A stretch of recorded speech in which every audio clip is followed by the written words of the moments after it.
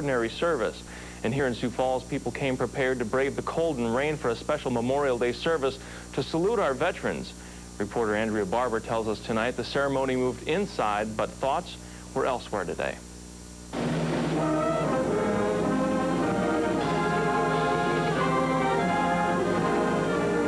The Star-Spangled Banner played as a tribute to our nation's heroes began. Memorial Day means for me the opportunity to pause and reflect on the many men and women who have served our country, not only those in peacetime, but also in wartime. I think it is partially just bringing everyone together, remembering as a whole everyone who's no longer with us. Today, over 250 people packed the VFW Lodge in Sioux Falls to celebrate Memorial Day by remembering family members, friends, and other veterans who gave their lives to serve their country. I lost one of my classmates in Vietnam, Kirby Doherty, and never forget him. I think of him when I come to the VFW, American Legion.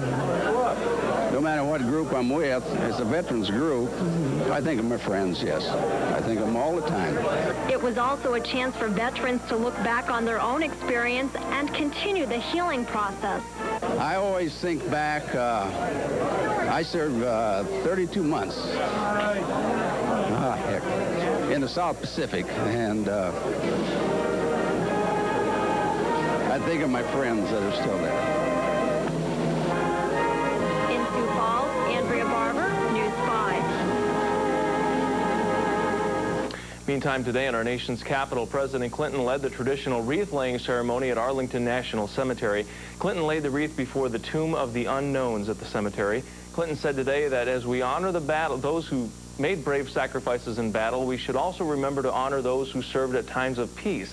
And in New York, 5 wreaths on one representing each branch of the service were dropped from the aircraft carrier Intrepid to honor the country's war dead.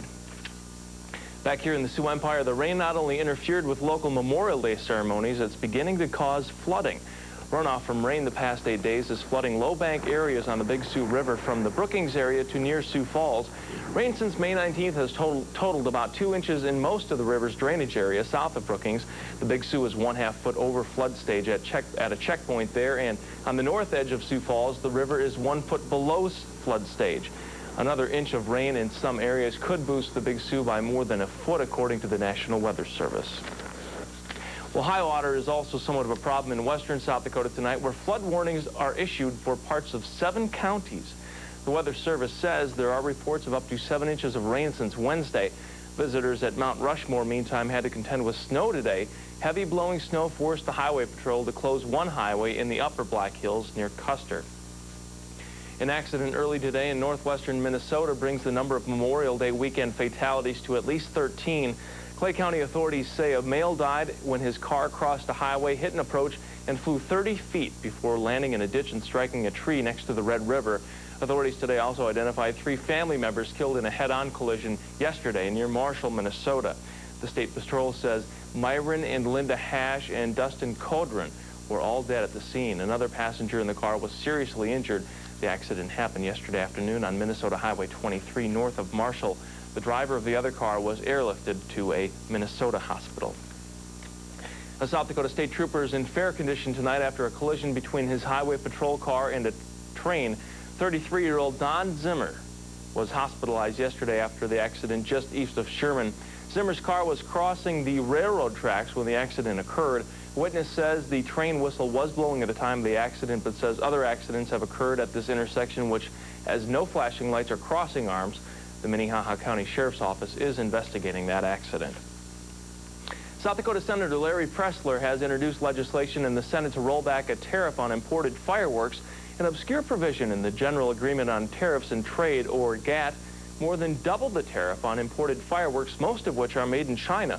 Pressler says some rural towns in the Midwest may have to give up their fireworks shows this summer because of the high tariffs. Rich Brothers Fireworks President Mike Rich says no town has canceled the show because of increased cost. The pilot of a United Express commuter plane is credited with getting down a plane in one piece at the Des Moines, Iowa airport last night after he lost power in 2 of the plane's engines. United Express Flight 5558 was headed to Moline from Denver when all 4 engines went out. The pilot managed to get 2 of them restarted and landed the plane safely. There were 54 passengers on board. They were loaded onto a bus for the last leg of the trip to the Quad Cities. Mechanics still aren't sure what caused the engines to quit. In World Watch tonight, the voice recorder from ValueJet 592 was quickly yielding clues to the plane's crash. 6 minutes into the flight, it indicates a fire in the passenger cabin, and it suggests passengers had trouble getting oxygen before the plane went into the Florida Everglades. The crew of the Space Shuttle Endeavour took time out from tracking an experimental satellite today. They linked up via radio for a chat with fellow space travelers, including American astronaut Shannon Lucid on the Russian space station Mir. Endeavour is in its 9th day in space. And overseas, a British farmer is finding a new way of making money from his livestock: advertising. Harry Good is selling advertising space on the side of his cows. So far, he's sold space on 8 cows grazing in fields next to a busy motorway. Good was facing financial hardship as beef consumption in England dropped because of mad cow disease. Among those helping him get some of that money back is Ben & Jerry's ice cream. The going rate for a cow side ad is $430. From mad cows to ad cows in England. What do you say, Scott? Maybe we should put ads on our jackets, make a little money here. Yeah. You know, I'm starting to think it's winter. Can you believe 6 inches of snow out in the Black Hills? Some even reports of 8 inches. And tonight they could see some more from about 5,000 feet up. And wind chills around here made it feel like it was in the 20s and 30s. We only warmed up in the 40s and a lot of rain in the area. Let's go to the almanac and show you what's been going on since this morning. 45 we started out with. Look at this. We only warmed up to 49. That's 4 degrees in the last 12 hours. Normals are 74 and 50. Records are 92 and 29. We saw about a 3/4 of an inch of precipitation in Sioux Falls. And look, we're getting closer to normal for precipitation. We're still below normal, believe it or not. Sunrise, 5:51. Sunset is at 8:57. Let's take a look at some of your high temperatures today. 48 in Pierre, 54 in Aberdeen, 49 in Watertown, and 47 in Sioux Falls it warmed up to today. Our current temperature is not cooling down much. 49 in Aberdeen, 51 in Watertown, 47 right now in Brookings, 45 in Sioux Falls. Still overcast out there with 96% humidity. Winds are out of the east at 18 miles per hour, and the barometer is holding steady at 29.84. Well, let's show you, set up the picture for you, what's been going on the last 24 hours. Look at this low pressure system right 4 or 5 days a week, and I just love it to death. The love of the sport, and with today's weather, some dedication, keeps these water skiers coming back. It affected me already this morning. I was a little hesitant getting out here today, but like Bob said, that you've got to psych your mind up to just do the show and don't worry about what's going on around you. The cold and rainy conditions kept a lot of spectators home today, but some came 100 miles just to see their kids perform on opening day. So were you prepared for the weather? You want to see my underwear? It's not too cold if you're sitting in a group, I guess. No matter what the conditions are, these die-hard fans know they'll be in for a great show, since it's a whole new season. We've got a brand new show, all new costumes. You're going to see a lot of pre-built pyramids. You're going to see a lot of excellent swivel skiing, a lot of barefooting, and a lot of just overall excitement in the show that we've got built in this year. My favorites would be the pyramids, definitely like the pre-built pyramids, which is our opening act, and then our final pyramid. And I also like ballet because it lets the girls show off their stuff alone without the boys.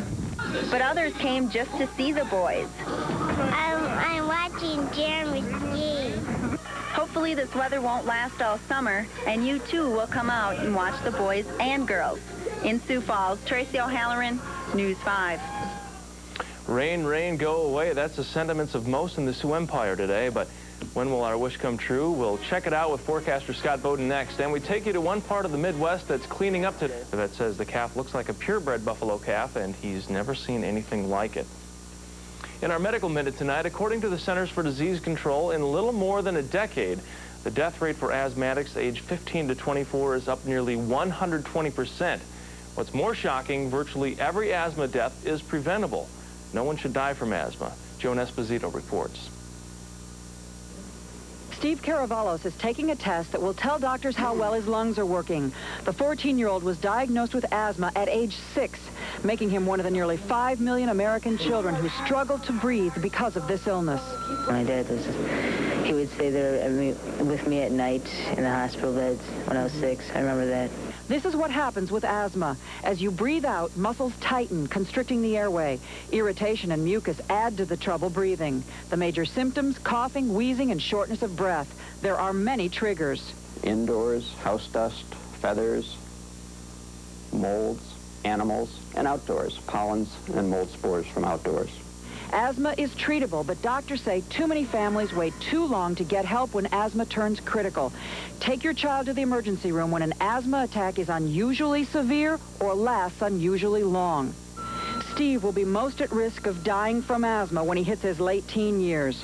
From 1980 to 1993, for those aged 15 to 24, the asthma death rate jumped 118%. You have to take good care of it. The station that's working for you, The Tonight Show with Jay Leno's next. Have a good night.